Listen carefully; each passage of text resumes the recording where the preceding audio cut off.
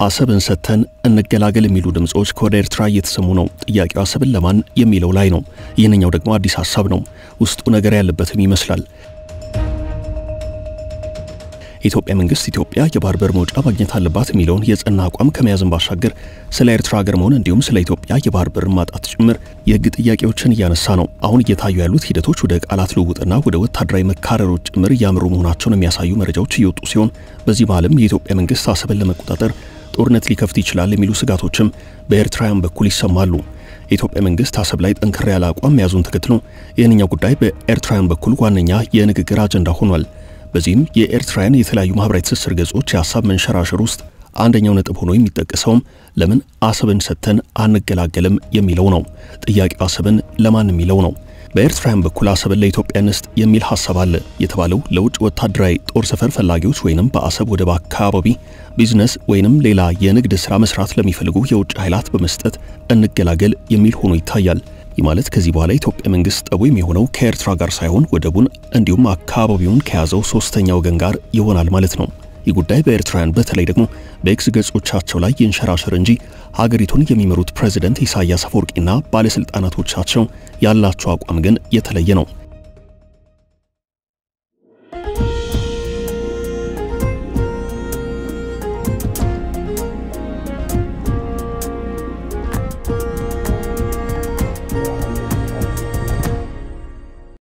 ኢሳያስ የባህር ዳርቻ ለውጭ ኃይል መስጠት ነገሮችን ያወሳስባል፣ አደጋን ይጋብዛል የሚል አመለካከት እንዳላቸው ይነገራል። በቅርቡ ከአንድ የግብጽ ቴሌቪዥን ጋር በካይሮ በነበራቸው ቆይታ ይህንኑ የቀደመ አቋማቸውን አንጸባርቀዋል። ኢሳያስ ከኤርትራ የባህር ዳርቻ ቆርሰው ለሌላ ሀገር በሊዝ ወይንም በሌላ ወታደራዊ ስምምነት መስጠት ይቅርና እንደውም በእንደዚህ አይነት እንቅስቃሴ ውስጥ ያሉትን እንደ ጅቡቲ ያሉትን ሀገራት ስም ሳይጠቅሱ ሲወቅሱ ታይተዋል። ኢሳያስ ከሀገራቸው ብሔራዊ ቴሌቪዥን ጣቢያ ጋር በነበራቸው ቆይታ ደግሞ የቀይ ባህር የባበል መንደብ እንዲሁም የኤደን ባህረ ሰላጤ ጂኦፖለቲካዊ ጠቀሜታ እርስ በርስ የተሳሰረ መሆኑን ጠቁመው የውጭ ኃይላት በቀጠናው ወታደራዊ የበላይነትን ለማግኘት የሚያደርጉት ጥረት ግን ከጊዜ ወደ ጊዜ አሳሳቢ እየሆነ እንደመጣ ተናግረዋል። ፕሬዝዳንቱ በስም አይጥቀሱ እንጂ ኃያላኑን ሀገራት ስበው ወደ ቀይ ባህር ቀጠና በማስጠጋት ረገድ የቀጠናውን ሀገራት በፖለቲካ አሽሙር ወንጅለዋል። ኃያላኑን በአንድ የባህር ዳርቻ በማሰባሰብ ረገድ ግንባር ቀደመው ሀገር ጅቡቲ ናት። እናም ባንዳንድ የዚህ አሰብን ሰተን እንገላገል የሚል አቋም በሚያራምዱ ኤርትራውያን ሐሳብ ላይ ኢሳያስ ይስማማሉ ተብሎ አይጠበቅም። ኤርትራ የፕሬዝዳንት ኢሳያስ የግል ንብረት ናት የሚል አስተያየት ተደጋግሞ ይሰማል። እርሳቸው ያሉት ይፈጸማል፣ ያልፈለጉት ደግሞ በሐሳብ ደረጃ መነሳቱ በራሱ እንደ ኃጢአት ጭምር የሚቆጠር ነው። በኤርትራ ያለው ወቅታዊ ሁናቴ ይህን የሚያሳይ ነው። በዚህ ሂደት ውስጥ የሚራመዱ የተለያዩ ሐሳቦች ኢሳያስ ካላመኑበት ወደ መሬት የሚወርድ አይደለም። የቅርብ ጊዜ ኢሳያስ አቋም ሲፈተሽ የኤርትራን የቀይ ባህር ዳርቻን ለሚፈልጉ አካላት በጦር ሰፈርነት የመስጠት ፍላጎት የሌለ መሆኑ በግልጽ ተረጋግጧል። በእርግጥ ፖለቲካ ተለዋዋጭ ነው። ባሉት ነባራዊ ሁናቴዎች እየተለዋወጠ ይሄዳል። የትናንት ጥላት የዛሬ ወዳጅ የተገላቢጦሽም ሊሆን ይችላል። የትናንት የመሪና የፖለቲከኞች አቋም የዛሬ ወይንም የነገ አቋም ይሆናል ብሎ አፍን ሞልቶ መናገር አይቻልም። ነገሮች እንደየሁናቴው መሬት ላይ ያለውን ነባራዊ ተጨባጭ ሁናቴ ተከትለው ይሄዳሉ። ኢሳያስ ሳዑዲና የተባበሩት አረብ ኤምሬቶች በየመን ሐውቲዎች ላይ ጥቃት ለመሰንዘር የኤርትራን ትብብር በጠየቁበት ወቅት አሰብን ለተባበሩት አረብ ኤምሬቶች ሰጥተው የነበረ መሆኑ የሚታወስ ነው። ኋላ ዛሬም ድረስ ይህ ነው ተብሎ ምክንያቱ ባልታወቀ አለመግባባት የተባበሩት አረብ ኤምሬቶች ባለስልጣናት የአሰብ ጦር ሰፈርን በድንገት አፍርሰው ቀጠናውን ለቀው ወጥተዋል። እናም እነዚህ ሁናቴዎች ወደ ኋላ ሄደው ሲታዩ ኢሳያስ ከመነሻው በነበራቸው አቋም ጸንቷል ብሎ ለመናገር የሚያስችል አይደለም። አሁን ያላቸው አቋም ነገም ላይ ቀጥል ይችላል። በኤርትራውያን በኩል እስኪ ኢትዮጵያን ጥያቄን ፈትሸው ጥያቄው አግባባዊና የፍትህ ጥያቄ ሊሆን ይችላል። የባህር በር መውጫ መስጠት አለመስጠቱ እንደተጠበቀ ሆኖ ቢያንስ በሐሳብ ደረጃ ቁጭ ብሎ መነጋገሩ አይከፋም አልተባለም። የተባለው የአሰብን ጉዳይ ከእጃችን አውጥተን ኢትዮጵያን ከሌላ ከእንደ ፈርጣማ ሀገር ጋር እናላትማት ነው። ኤርትራና ኢትዮጵያ እንደ ሌሎች ጎረቤታማ ሀገራት አይደሉም። በብዙ መልኩ ተወራራሽነት ያላቸው ሁለት ሀገራት ሆነው ነገር ግን አንድ ሀገር የሚመስሉ ናቸው። ከልዩነቶቻቸው በላይ አንድ የሚያደርጓቸው ነገሮች ይበዛሉ። የኢትዮጵያና የኤርትራን ሕዝብ አስተያየት ሰጪዎች አንድ ሕዝብ ሁለት ሀገር ሲሉ የሚገልጹት አሉ። ምናልባት ልዩነታቸው ሁለት ሀገራት መሆናቸው ብቻ ነው ሊያስብል በሚያስችል ደረጃ በእጅጉ ተመሳሳይነትና ተቀራራቢነት አለው። ካለባበስ እስከ ቋንቋ ከሃይማኖት እስከ አመጋገብ ዘርፈ ብዙ ባህላት ድረስ ኢትዮጵያና ኤርትራ ያላቸው ተመሳስሎች በእጅጉ የሚቀራረብ ነው። በዚህ ሂደት ውስጥ ወደቡን ይዘን እንሽሽ የሚለው አስተሳሰብ ብዙ የሚያስጉዝ አይደለም። መረጃዎች በሚገባ ሲፈተሹ ቀይ ባህር ካለው ዘርፈ ብዙ ጠቀሜታ አንጻር ኤርትራም ራሷ አንዳች አልተጠቀመችበትም። ይህንን ግዙፍ ባህር ከሚያዋስኑት ሀገራት መካከል ጥቅም እያገኙ ያሉት ሀገራት ሳዑዲና ግብጽ ብቻ ናቸው።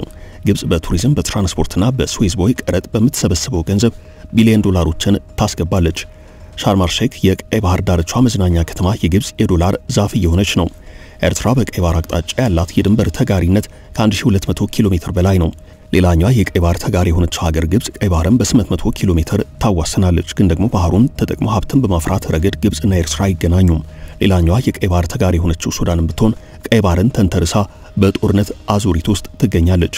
ሌላዋ በሀብት የናጠጠች ሀገር ሳዑዲ አረቢያ የቀይ ባህር ተጋሪ ሀገር ስትሆን ሳዑዲ ቀይ ባህር ዳርቻዎችን አልምታ ዶላር ለማፈስ ዝግጁ መሆኗን ተናግራለች። ወደ ተግባራዊ ስራ በመግባት የቀይ ባህር ሀብትን ለመጠቀም በቀይ ባህር ዳርቻ ላይ ግዙፍ የመዝናኛ ከተሞችን እየገነባች ነው።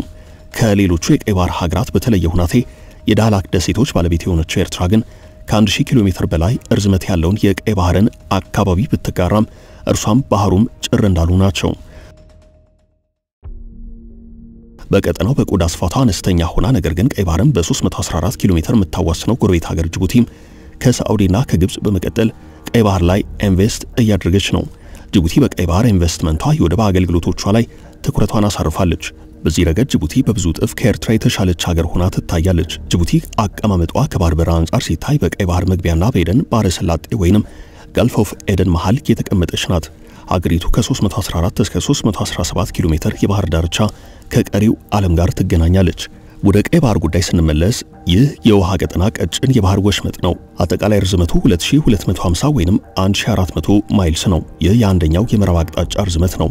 በሌላ አቅጣጫ በባህሩ ምስራቅ አቅጣጫ ያለው ርዝመትም ተመሳሳይ ነው። አጠቃላይ ርዝመቱ 2250 ኪሎ ሜትር ወይንም 1400 ማይልስ ነው። ይህ የአንደኛው የምዕራብ አቅጣጫ ርዝመት ነው። በሌላ አቅጣጫ በባህሩ ምስራቅ አቅጣጫ ያለው ርዝመት ተመሳሳይ ርቀት ያለው ነው። በዋነኝነት የባህር ርዝመቱ ልኬት የሚወሰደው ከግብፁ የሜዲትራኒያን ባህርና ቀይ ባህር መገናኛ ነጥብ ከሆነው ስዌዝ ቦይ ወይንም ስዌዝ ካናል ተነስቶ እስከ ጅቡቲው ቀይ የባህር ሰርጥ ኤልማንደብ የሚደርስ ነው። ኤልማንደብ የኤደን ሰላጤን ወይንም ጋልፍ ኦፍ ኤደንን ከህንድ ውቅያኖስ ጋር የሚያገናኝ ነው። ሀገራት ቀይ ባህርን የሚጋሩት ማዶ ለማዶ ሆነው ነው። ሶማሌላንድ፣ ጅቡቲ፣ ኤርትራ፣ ሱዳንና ግብጽ በአንድ አቅጣጫ ሲገኙ ሳዑዲ፣ የመን፣ እስራኤልና ሌሎች ሀገራት በሌላ አቅጣጫ ያዋስኑታል። ሳዑዲ አረቢያ 1800 ኪሎ ሜትር ርዝመት ያለውን የቀይ ባህር የባህር ዳርቻ ወይንም ኮስት ላይን በመያዝ ከ8 የቀይ ባህር አዋሳኝ ሀገራት መካከል የመሪነቱን ስፍራ ይዛለች። ኤርትራ በሁለተኝነት ትከተላለች። ግን ደግሞ ኤርትራ ሀገር ከሆነችበት ጊዜ አንስቶ በቀይ ባህር ጥቅም ልታገኝ በምትችልበት መልኩ አንዳች የሰራችው ነገር የለም።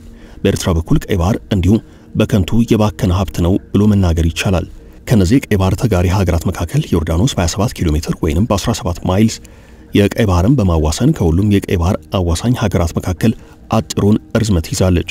የባህሩ ሰፊ ክፍል ከሚያዋስኑት ሀገራት ውጭ በዓለም አቀፍ የባህር መተላለፊያነት የሚታወቅ ነው። ባለቤትነቱም የአንድ ወይንም የሁለትና የሶስት ሀገራት ሳይሆን የዓለም ነው። የቀይ ባህር ተጋሪ ሀገራት የባህር በር ባለቤት ነን የሚሉት ከየብስ መነሻቸው እስከ ተወሰኑ ኪሎ ሜትሮች ብቻ እንደሆነ የዓለም የባህር ሕግ ይደነግጋል። ቀሪው ክፍል ማንም የማያዝበት የመላው ዓለም የጋራ ሀብት ነው። ኤርትራ ከኢትዮጵያ ጋር ካላት ቁርኝነት አንጻር ከያዘችው ከ1200 ኪሎ ሜትር በላይ የቀይ ባህር ዳርቻ ውስጥ በ10 ኪሎ ሜትሮች የሚቆጠሩትን ለኢትዮጵያ ብታጋራ ከኤርትራ የሚጎል ነገር ሳይኖር ኢትዮጵያ ግን በብዙ ጥፍ ትጠቀማለች። ይህ ኢትዮጵያንም ኤርትራንም አሸናፊ የሚያደርግ ፍትሃዊነት ያለበት ጨዋታ ነው። ከዚህ ውጭ ግን ኢትዮጵያ ከምትጠቀምበት ለሌሎች አሳልፈን እንስጠው የሚለው አካሄድ ግን እምብዛም የሚያዋጣ አይመስልም። በኢትዮጵያ ላይ የባህር በርን ቆልፈን በፈለግነው ጊዜ ፈለግነውን ጥቅም ማስጠበቅ እንችላለን የሚል አመለካከት እየታየ ነው። ይህንኛውም ቢሆን ሌላው ውጥረትና ቀውስ ወደ ቀጠናው ከመጋበዝ በቀር ይነው የሚባል ዘላቂ መፍትሄ እንደማያመጣ ነው የሚታመነው።